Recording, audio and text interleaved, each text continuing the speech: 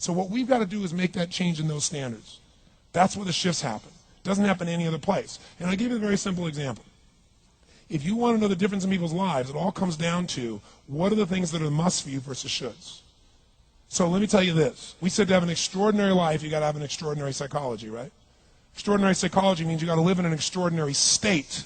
To be in an extraordinary state, you got to condition your nervous system, your body, your physiology and focus to be at their best. Do you agree with this? Yes or no? Then to do that, though, you can do that. Why doesn't everybody? Not because you can't. We all have the ability. It's because of our standards. I remember a time early in my career, I was about 24, and I went to do a seminar in Boston. And in those days, a big seminar for me was like 125 people. And it was a 3-day seminar, and we worked around the clock, and people made such extraordinary changes in their life. And at the end of it, I was feeling so fulfilled. I was thinking, my God, I'm 24, maybe 25 at the time. And I am so happy because I have found my mission in life. I'm doing what I love. It's making a difference in people's lives. This is extraordinary. So we finished about midnight on the Sunday night. And around midnight, I'm still wound up, so I don't feel like going to bed. So I decided, okay, let me take a walk here, and I decided to go through Copley Square. If you've been through Copley Square, it's a pretty neat place. Because in Copley Square, you can look up and you can see buildings that were here before we were known as the United States, and beside them you see skyscrapers that are new. It's a pretty cool place. So I'm walking around midnight on Sunday night. There's nobody in Copley Square midnight on Sunday night. And I'm walking along, and I see this guy in the distance, and he's kind of stumbling back and forth between the gutter and the sidewalk. He's got a long trench coat on, his head's down like this. He's holding a brown bag, and I can start to smell him even before I get there, and I'm thinking, this guy's obviously drunk. And as I started to get closer, I thought, I bet he's going to beg me for some money. And sure enough, whatever you focus on life tends to happen, doesn't it?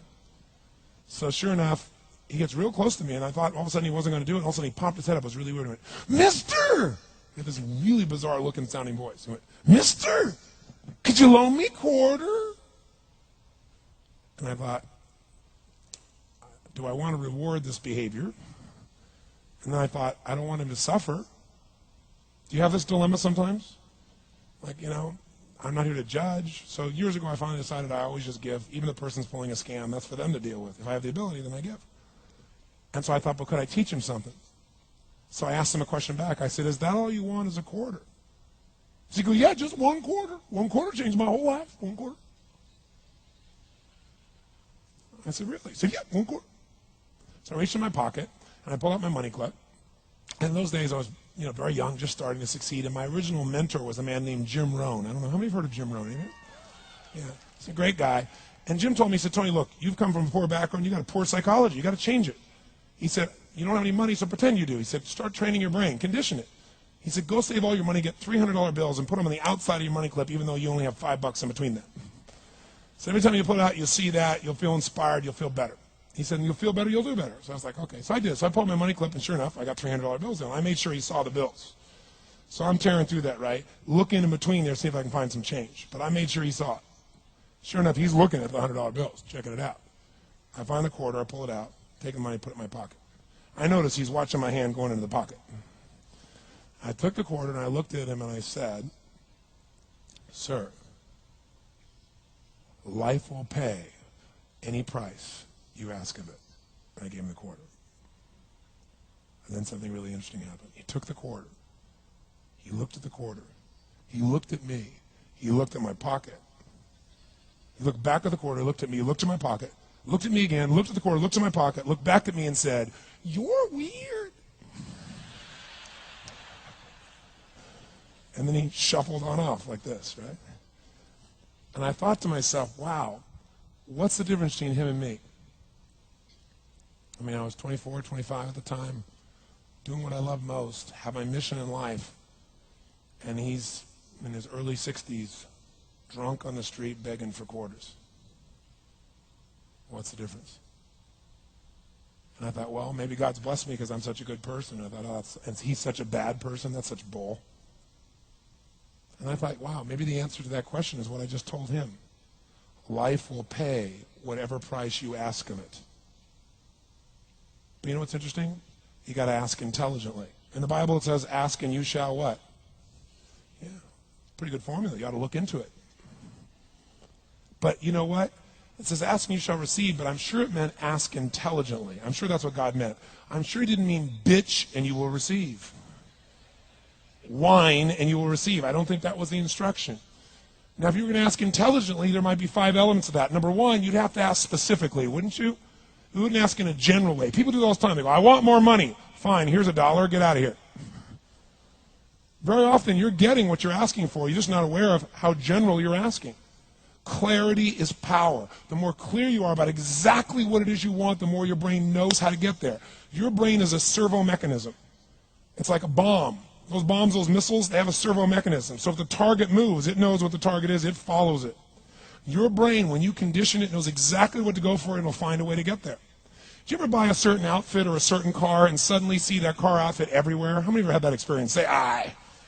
How come that car outfit's everywhere? It always was everywhere, but now you notice it. And the reason is because there's a part of your brain called the reticular activating system, the RAS. That part of your brain determines what you notice and what you don't notice. Your brain spends most of its time trying to make sure you don't notice because you'll go crazy if you notice everything. But when you decide what's most important to you, your brain goes after it. Everyone I know who's successful builds what I call an RPM plan. An RPM is built on the metaphor that the way to get from where you are to where do you want to go to the fastest is you got to build power, like in a car, RPMs. And the R stands for they know the result they're after. They know what they want precisely. If you don't know exactly what you want or you let yourself get beyond that into something general, you're not going to achieve it. Clarity is power. You've got to know the specific result you're after. What do you want? If you can't answer that question right now in your personal life, in your body, in your relationships, in your finances, in your spirituality, then you're not going to be as fulfilled as you want to be. Today we're going to have you answer one of those questions at least. The second part of it, you got to know P, why you're doing it. Because you know what? You may get a big goal. Somebody says, I want to make $1 billion. I want to bring peace to the earth. Why? Because as soon as you come up with a goal, all the obstacles show up. Unless you've got enough emotional drive to break through that, you're never going to discover what it really takes. So you got to get yourself past that. And the way to get past that is have enough reasons. Reasons come first, answers come second. This man did not know what he wanted. He did not have enough reasons. To ask intelligently, you got to ask specifically. To ask intelligently, you got to know why you want it, have enough drive to make it happen, enough juice to make it happen. If you don't have enough reasons, you will not make it happen. And the M is, what is your massive action plan? What is going to get you to actually follow through? Because the first plan's not going to work and the second plan's going to work, so you better have enough plans that if the first two don't work, you still got something else. Otherwise, you're going to be having excuses why it didn't work. So asking intelligently requires that.